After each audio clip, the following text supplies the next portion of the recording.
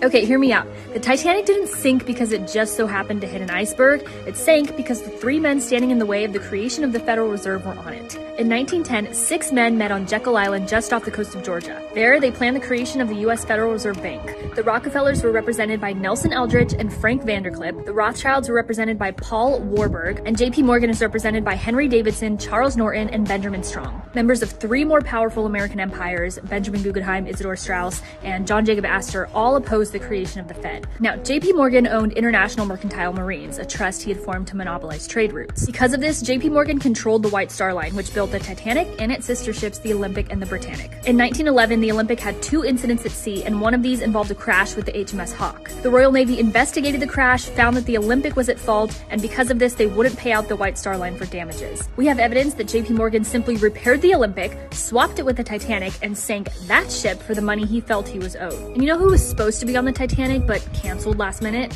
J.P. Morgan. But you know who was on it and who died? All 3 men who were standing in the way of the creation of the Fed. So J.P. Morgan got his payout, and him, along with the Rothschilds and Rockefellers, got a centralized banking system controlled by none other than themselves.